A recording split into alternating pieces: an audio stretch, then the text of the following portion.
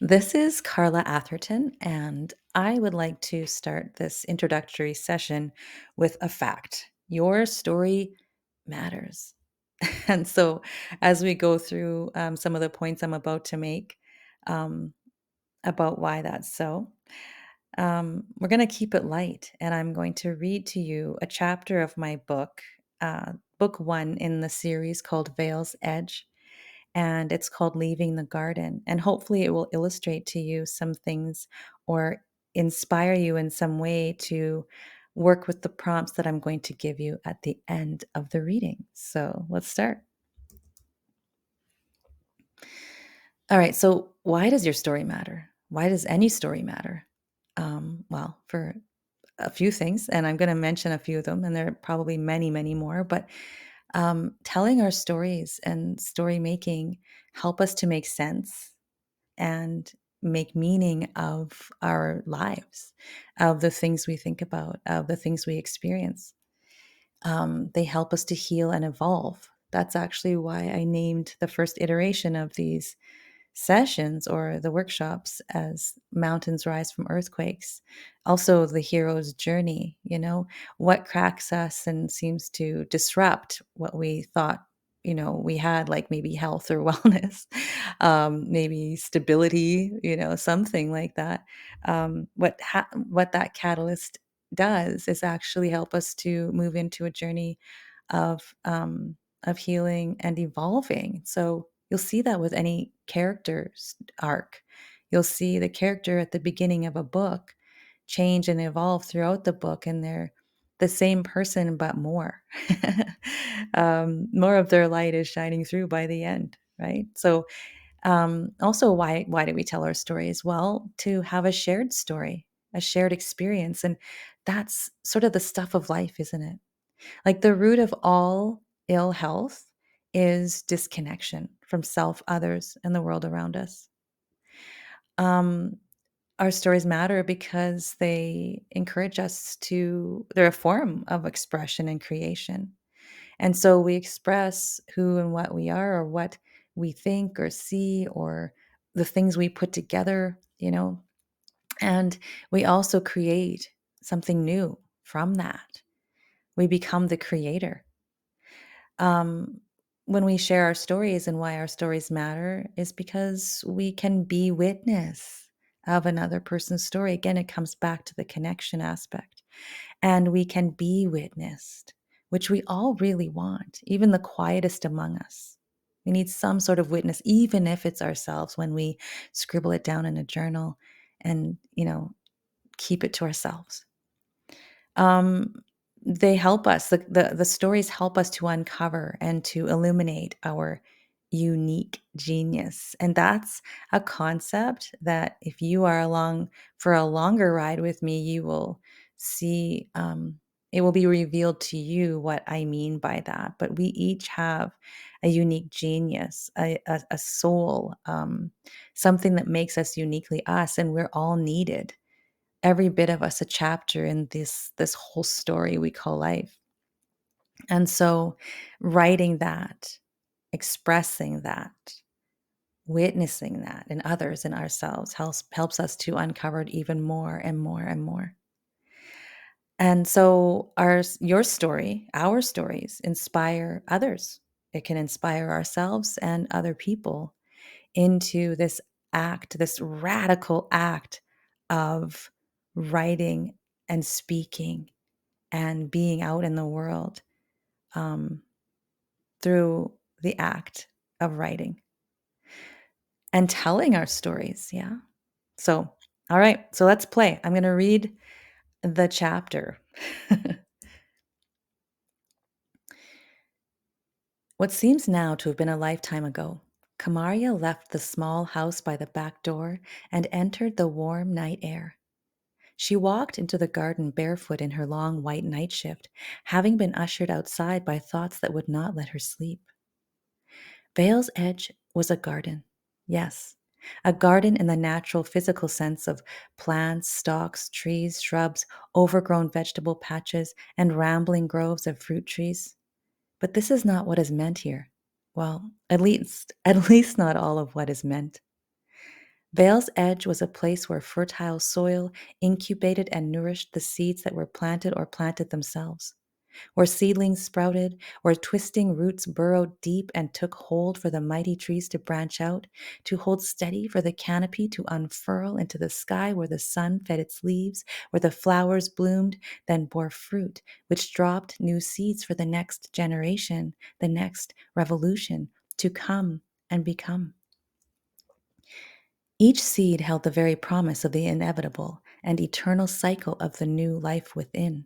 And Kamaria held one such seed in the palm of her hand as she sat on the large boulder in the center of the space, deep in contemplation. Vale's Edge was both the foliage and the labyrinthine paths that wound through between what grew there. I'm gonna read that again. I'm the storyteller, but sometimes I mess up. All right, so Vale's Edge was both the foliage and the labyrinthine paths that wound between what grew there. It was the rabbits who ate the leaves and the moles that nibbled at the roots. It was the humans who walked the paths, who gently picked and tended, who climbed and hiked and hid within the branches. The humans who wondered at the pink blossoms of the cherries every spring, ate the dripping red fruit in the summer, caught the leaves as they turned orange and gold, and sat beneath the boughs in the winter snow, both human and tree sleeping, conserving the energy they would expend come spring. There were storms, of course, and drought, but rain always fell when needed. The garden held everything one could ever want, both the sustenance and the answers to why this life, why life at all. But Kamaria was in such a garden. The garden closest to the home she shared with her parents, Kalea and Anahata, story keeper and heart mender of their community, respectively, when she felt the first pull toward a new purpose. A purpose outside of this magical place that had nourished her from the moment she was born there, now a budding flower of 18. Kamaria was confused by this desire, this tug, this cracking kernel of curiosity, because who would want to leave such a wondrous place as Vale's Edge? She could serve a great purpose here, receiving those who found the way from the Western realm to mend and tend as she had been doing all her life alongside Kilo, shadowing her parents, her uncles, her aunts, and Yara. She had heard of many far off places from travelers, from envoys, from the new arrivals from the Western realm, from her own parents. Their accounts were sometimes fantastical, magical, unsettling, curious, and always intriguing. But she could never really understand them. The pain the Westerners expressed when they arrived made her earnest heart ache to help them, and to help them would really be to truly know. She had her visions, and the art that came from her skilled hands was immensely moving and healing for the observer, the people depicted, and she herself. The scenes she channeled through her sketches and paintings came to her without effort, as she was a natural seer. But her creations were simply a very good imitation, a replica, not quite seeing their songs.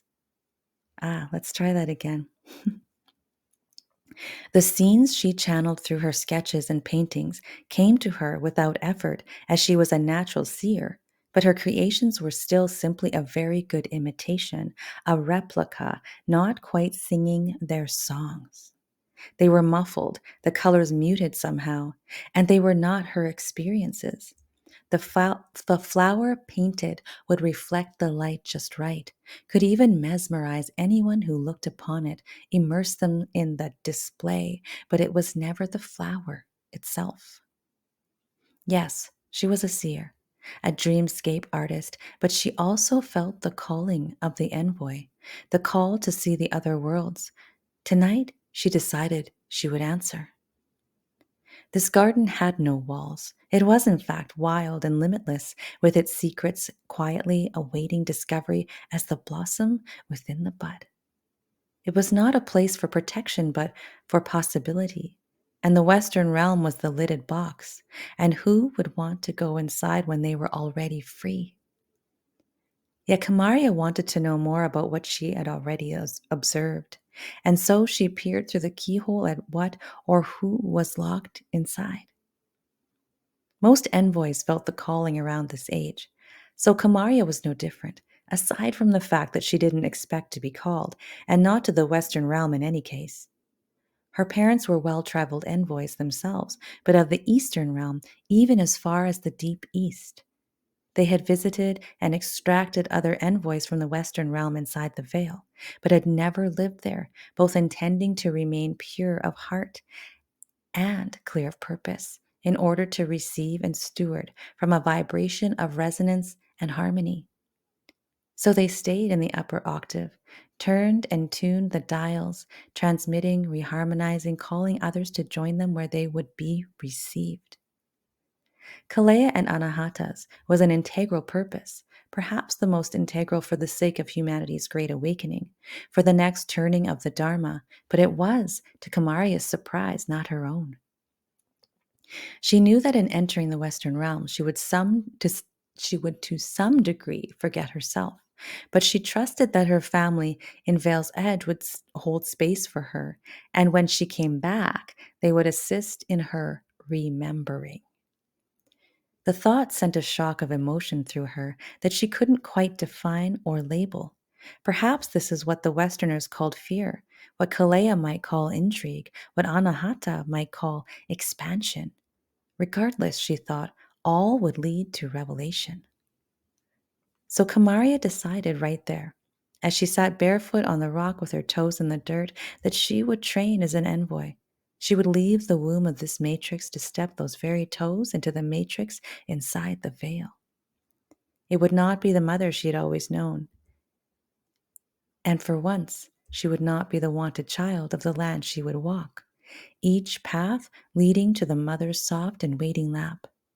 She would be the foreign envoy, injecting herself into another world, asking to be received without knowing if she would. Come to smear new colors onto her neat and tidy palette.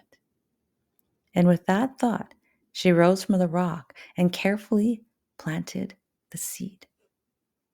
What would the Western realm rend from her? What colors would those be, she wondered, as she padded back toward the softly sleeping house. Okay, so I hope you enjoyed that reading. Maybe sit down and sort of be with it, revisit it maybe a little bit. Think about the themes and what seeds I'm planting within you. And here's your home play. So sit down and write for 20 minutes about the following. Here's some questions you can explore. So, what things stood out for you when you listened to that chapter? Recount a time when you went on a life journey. Was it purposeful or a challenge that you were forced to face? Did you choose it or did it choose you? And what grew from the challenge you faced? How did it change you? What did you learn? And maybe even what are you still learning, actually? It's kind of the nature of the seed being planted and what grows from it. So I just want to end that with a hearty and grateful thank you for playing